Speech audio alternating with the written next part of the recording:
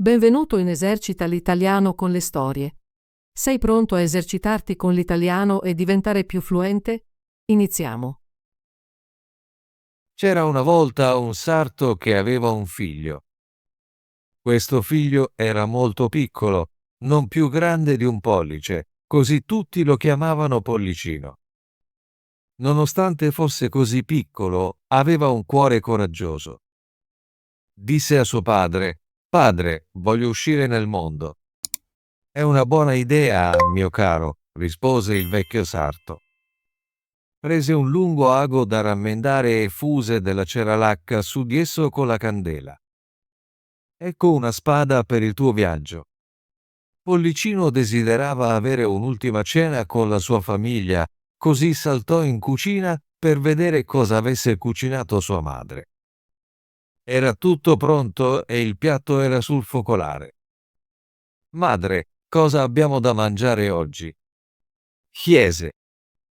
«Guarda tu stesso», rispose lei. Pollicino saltò sul focolare e sbirciò nel piatto. Ma mentre allungava il collo troppo in là, il vapore del cibo lo afferrò e lo sollevò nel camino.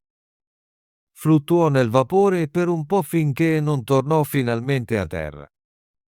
Ora Pollicino era fuori nel grande mondo.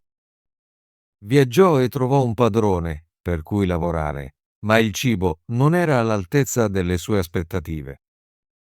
«Signora, se non ci servi un cibo migliore», disse Pollicino, «me ne andrò e domani mattina scriverò sulla tua porta: troppe patate, poca carne». «Addio, signor Re Patata». «Cosa vuoi, piccola cavalletta?» rispose infuriata la padrona, afferrando uno strofinaccio pronta a colpirlo. Ma Pollicino si nascose rapidamente sotto un ditale, sbirciò e le mostrò la lingua. Lei alzò il ditale per prenderlo, ma lui saltò dentro a un pezzo di stoffa. Mentre lei lo sbrogliava per trovarlo, lui scivolò in una fessura del tavolo. Ah, signora padrona!» esclamò, spuntando la testa fuori. Quando lei cercò di colpirlo di nuovo, lui saltò in un cassetto. Alla fine, lei lo catturò e lo cacciò di casa. Pollicino proseguì il suo viaggio ed entrò in una grande foresta. Lì si imbatté in un gruppo di ladri che pianificavano di rubare il tesoro del re. Quando lo videro pensarono: un tipo così piccolo può infilarsi attraverso un buco della serratura e aiutarci a rubare. «Ehi, gigante Golia», gridò uno di loro, «verrai con noi nella sala del tesoro. Puoi infilarti e lanciarmi i soldi». Pollicino pensò per un momento e alla fine accettò. Andò con loro nella sala del tesoro e cercò una fessura per infilarsi. Ben presto trovò un'apertura abbastanza grande da poter passare.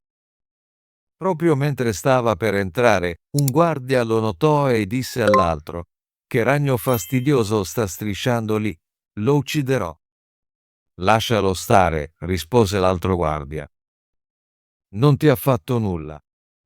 Pollicino riuscì a passare attraverso la fessura nella sala del tesoro, aprì una finestra e iniziò a lanciare talleri ai ladri sottostanti.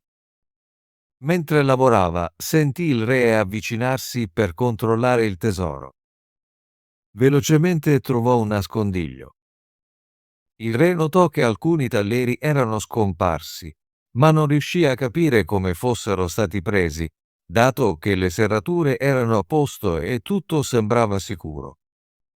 Se ne andò, dicendo ai guardiani di stare attenti perché qualcuno stava rubando. Quando Pollicino ricominciò a lavorare, i guardiani sentirono il tintinnare dei soldi e corsero dentro per catturare il ladro.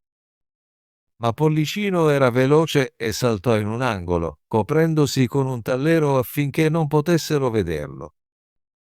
Schernì i guardiani dicendo: «Eccomi». Quando corsero verso quell'angolo, lui era già saltato in un altro angolo, chiamando: «Ah, eccomi». I guardiani continuavano a inseguirlo, Ma Pollicino passava da un angolo all'altro, prendendoli in giro finché non si stancarono e se ne andarono. Infine lanciò fuori tutti i talleri, saltò aggraziato sull'ultimo e volò giù dalla finestra. I ladri lo lodarono, dicendo: «Sei un eroe coraggioso. Vuoi essere il nostro capo?» Ma Pollicino disse di no. Voleva prima vedere il mondo. Divisero il tesoro, ma Pollicino chiese solo un kreuzer, poiché non poteva portare di più. Dopo ciò, indossò di nuovo la sua spada, salutò i ladri e proseguì per la sua strada. Lavorò per alcuni padroni, ma non si divertiva, così finì per lavorare come servitore in una locanda. Le cameriere non lo sopportavano perché vedeva tutto quello che facevano senza che loro se ne accorgessero e raccontava al proprietario cosa prendevano dai piatti e rubavano dalla cantina. Le cameriere dissero: «Aspetta e ti vendicheremo». Pianificarono di ingannarlo. Presto, mentre una delle cameriere stava tagliando l'erba nel giardino, vide Pollicino saltellare e arrampicarsi su e giù per le piante. Velocemente lo falciò insieme all'erba, lo legò in un pezzo di stoffa e lo gettò di nascosto alle mucche. Una grossa mucca nera lo ingoiò senza fargli male. Ma dentro la mucca era buio e scomodo. Quando la mucca veniva munta, Pollicino gridò: «Strappa, strull, il secchio sarà presto pieno». Ma il rumore della mungitura era troppo forte perché qualcuno potesse sentirlo. Più tardi, il proprietario della casa entrò nel fienile e disse: «Quella mucca sarà uccisa domani». Pollicino si spaventò e urlò: «Lasciami uscire prima, sono intrappolato qui dentro». Il proprietario lo sentì, ma non sapeva da dove provenisse la voce. «Dove sei?» chiese. «Nella nera», rispose Pollicino, ma il proprietario non capì e se ne andò. La mattina seguente uccisero la mucca. Fortunatamente, Pollicino non si fece male durante il taglio. Finì nella carne di salsiccia.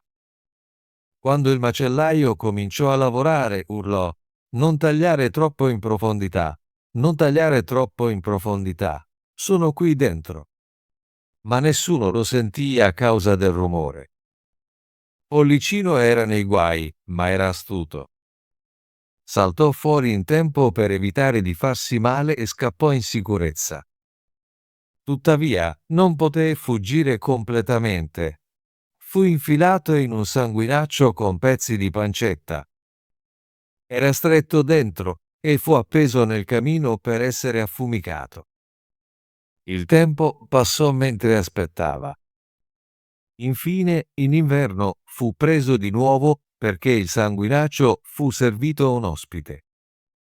Mentre la padrona lo affettava, fece attenzione a non sporgere troppo la testa per evitare di essere tagliato. Poi vide la sua occasione, si fece strada e saltò fuori. Pollicino non voleva restare in un posto dove aveva avuto così sfortuna, così riprese il suo viaggio. Ma la sua libertà non durò a lungo. Mentre camminava nella campagna aperta, una volpe lo afferrò per sbaglio. «Ehi, signor Volpe», gridò Pollicino, «sono bloccato nella tua gola. Lasciami andare». «Hai ragione», disse la volpe. «Non vali molto per me, ma se mi prometti le galline nel cortile di tuo padre, ti lascerò andare». «Certo», rispose Pollicino. «Puoi avere tutti i galli e le galline, te lo prometto». La volpe allora lo lasciò andare e lo portò a casa. Quando suo padre vide di nuovo il suo caro figlio, felice gli diede tutte le galline che aveva. «Ti porto anche un bel po' di soldi», disse Pollicino, dando a suo padre il kreuzer guadagnato nei suoi viaggi. «Ma perché la volpe ha preso le povere galline da mangiare?»